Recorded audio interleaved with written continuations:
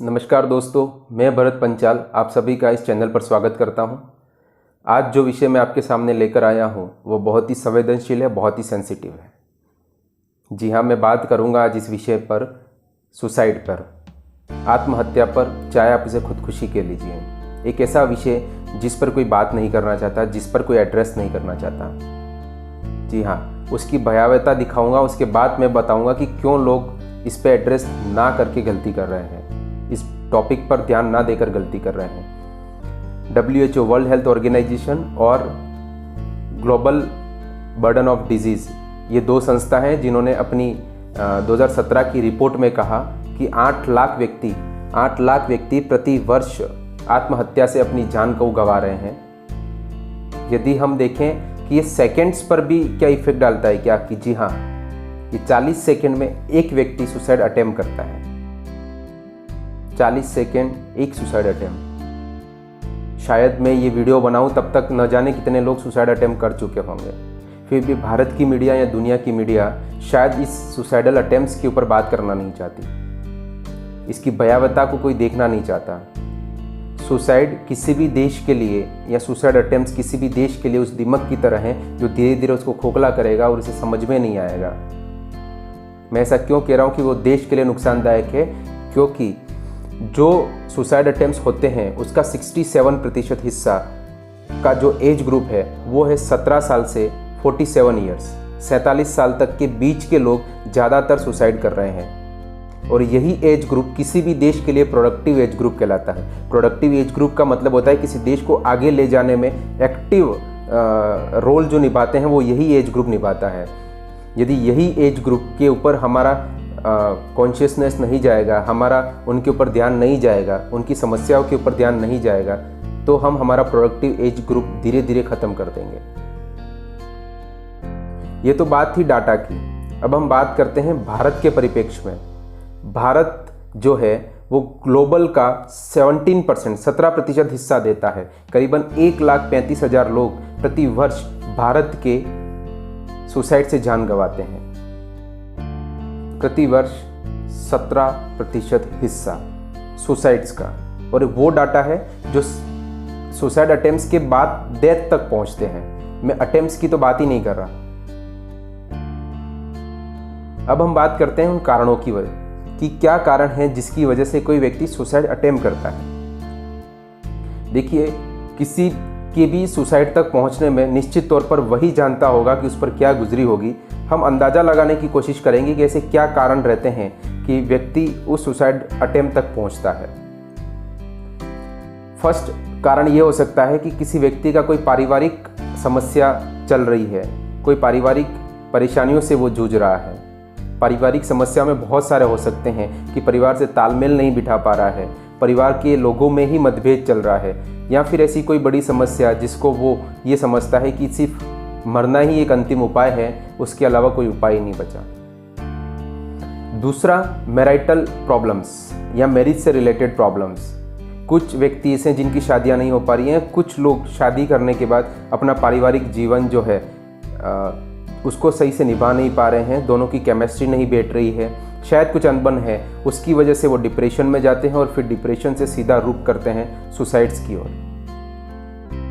एक और कारण हो सकता है प्रोलॉन्ग इलनेस, जिसे कहते हैं लंबी बीमारी की से कोई जूझ रहा है। मान लीजिए कोई कैंसर से जूझ रहा है, कोई एड्स से गुजर रहा है, या फिर ऐसी कोई बीमारी जिसका निवारण नहीं हो पा रहा है और वो बहुत ही लंबे टाइम से उसको सफ़र कर रहा है। तो उस टाइम पे वो व्यक्ति समझता है कि मैं अपने आप के लिए भी बर्डन हूँ, मेरे परिवार के लिए भी बर्डन हूँ, तो वो एक अल्टीमेट रास्ता निकालता है सुसाइड का।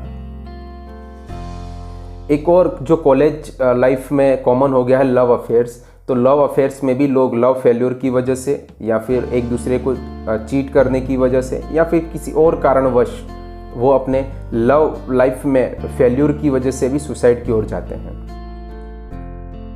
एक और कारण इसमें है ड्रग अब्यूज़ या फिर अल्कोहल अब्यूज़, यानी कि ऐसे लोग जो ज़्यादा मात्रा में शराब का सेवन करते हैं या फिर जो ज़्यादा मात्रा में किसी अन्य ड्रग्स का इस्तेमाल करते हैं, उसकी वजह से भी वह व्यक्ति सुसाइड की ओर जाते हैं, ऐसी रिपोर्ट्स कहती हैं।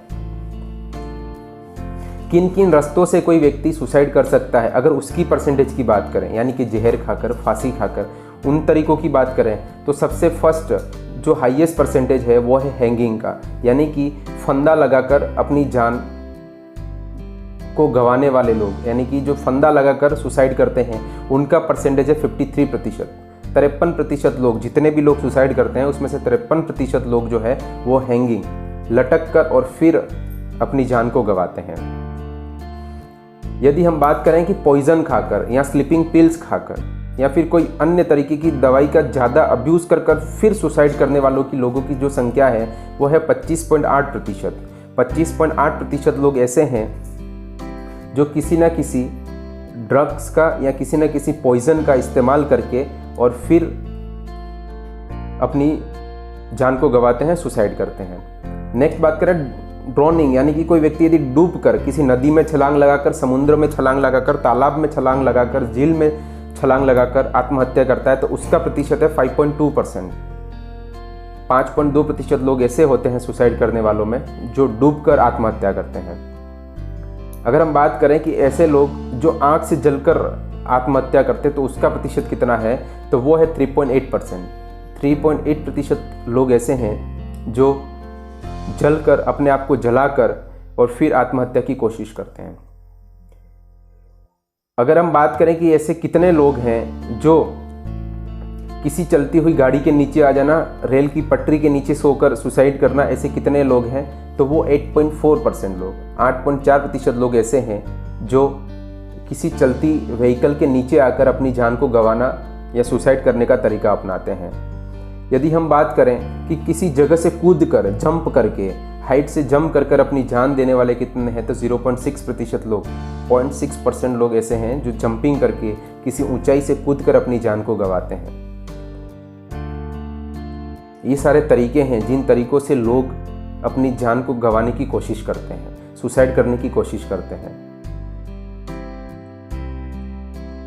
इसको हम कैसे रोक सकते हैं? कोई कानून बनाकर कि लोगों को बंदिश में लाकर? जी हाँ, पहले कानून था हमारे देश में कि यदि कोई व्यक्ति सुसाइड अटेम्प्ट करता है और वो सरवाइव कर जाता है, बच जाता है उस सुसाइड से, तो उसको क्रिमिनल एक्ट माना जाता था कि ये क्रिमिनल प्रतिक्रिया है, यानी कि कोई आपने कानूनन अपराध किया है तो आपको 1 साल की जेल और आपको फाइन भरना पड़ता था, कुछ अमाउंट का फाइन होता था वो भरना पड़ता था। लेकिन 2017 के बाद एक मेंटल हेल्थ एक्ट आया 2017 का, उसके अंदर उसे डिसक्रिमिनलाइजेशन किया गया, यानी कि उसको, उस एक्ट को क्रिमिनल एक्ट नहीं माना जाता है, उसके अंदर कोई सजा का प्रावधान नहीं है 2017 के बाद से। देखिए, किसी भी व्यक्ति को यदि सुसाइड से प्रिवेंट करना है, आत्महत्या से बचाना है, तो कभी भी सजा का प्रावधान, कभी भी उसका उपचार नहीं हो सकता। तो फिर उपचार क्या है? आइए कुछ बिंदुओं पे बात करते हैं। मैं भी एक मेडिकल प्रोफेशन से बिलोंग करता हूं, तो थोड़ा बहुत साइकेट्रिक एस्पेक्ट यानी कि मेंटल हेल्थ के एस्पेक्ट को भी जानता हूं, तो उन बिंदुओं पर डिस्कस करते हैं कि किन उपायों से हम इसका निवारण कर सकते हैं, सुसाइडल अटेम्प्ट्स को रोक सकते हैं या कम कर सकते हैं। पहला होता है काउंसलिंग या फिर सोशल आइसोलेशन को कम करना। ये देखिए, हमारे नॉन में यदि ऐसा कोई व्यक्ति है जो हमें लग रहा है कि वो सच में डिप्रेस्ड है, तो जाइए, उन तक बात कीजिए, उनसे उनकी दिल की बात जानने की कोशिश करिए, उनका मजाक बनाना बंद करिए। वाकई वो किसी ऐसी समस्या से जूझ रहा हो, शायद उसे ये लग रहा है कि मेरी इन समस्या को कोई नहीं समझ सकता। आप यकीन मानिए, उसके कंधे पर एक बार हाथ रख के पूछेंगे तो यकीनन वो आपसे ज़रूर शेयर करेगा, वो आपसे शेयर करके शायद वो बेटर फील करेगा। तो यदि कोई व्यक्ति डिप्रेस्ड है, अवसाद की स्थिति में है, तो उससे बात करिए, उसकी समस्या को जानने की कोशिश करिए, उसके जख्मों को कुदेरिए मत। यदि वो व्यक्ति आपसे शेयर करता है तो उसको अपने तक रखिए। हो सकता है आपसे कुछ, तो आप उससे सॉल्यूशन दीजिए, कोई हेल्प कर सकते हैं तो वो करिए, नहीं तो कम से कम मॉरल सपोर्ट तो दीजिए, शायद वो उस डिप्रेशन की स्थिति से बाहर आ सके। दूसरा हम क्या कर सकते हैं कि यदि कोई व्यक्ति मेंटली इल है तो उसका जल्दी से जल्दी ट्रीटमेंट करवाया जाए, उसके ऊपर नज़र रखी जाए, उसके पास से कोई ऐसे सुसाइडल अटेम्प्ट्स करने के ऐसी कोई शार्प चीज़ें उसके पास ना पड़ी हो, उसके पास से नहीं रखनी चाहिए। रोप हो गया, ऐसी सारी चीज़ों को उसके पास नहीं रखना चाहिए। पेस्टिसाइड्स हो गया या फिर कोई भी ऐसी जहरीली दवा या फिर हाउस होल्ड्स की कोई ऐसे पेस्टिसाइड्स वगैरह कुछ पड़े तो उसके पास नहीं रखें। नेक्स्ट, गवर्नमेंट को क्या करना होगा उसके ऊपर? गवर्नमेंट क्या कर सकती है कि जो पेस्टिसाइड्स और रॉप्स जो होती हैं, रस्सियाँ जो होती हैं, उनकी सेलिंग के ऊपर कुछ रेगुलेशंस लाए। अब क्या हो सकता है वो जितने भी एडवाइजरीज हैं उनके वो लोग डिसाइड करें, लेकिन मेरे हिसाब से उसके ऊपर रेगुलेशंस होना चाहिए, स्पेशली फॉर द पेस्टिसाइड्स। जो पेस्टिसाइड्स हाउस होल्ड्स की घरों में गेहूं वगैरह के लिए यूज़ किए जाते हैं, उनको ख़राब होने से बचाने के लिए जो यूज़ करते हैं, उनकी जो सेलिंग होती है वो ईज़िली कंज्यूमेबल है, वो इजीली अवेलेबिलिटी होती है, जिसकी वजह से भी लोग उसको पीकर अपनी जान गंवाते हैं। तो शायद पेस्टिसाइड्स के सेलिंग के ऊपर यदि हम थोड़ा कंट्रोल करने की कोशिश करेंगे, उसके ऊपर कुछ हम रेगुलेशंस लगाएंगे, बाउंडेशंस लगाएंगे, या फिर कुछ ऑथोराइज शॉप्स को ही हम बता दें कि यही लोग पेस्टिसाइड्स को सेल कर सकते हैं with proper record, with the age verification हो, उसका प्रॉपर काउंसलिंग हो, उसके बाद पेस्टिसाइड्स का सेल किया जाए। एक ये हो सकता है।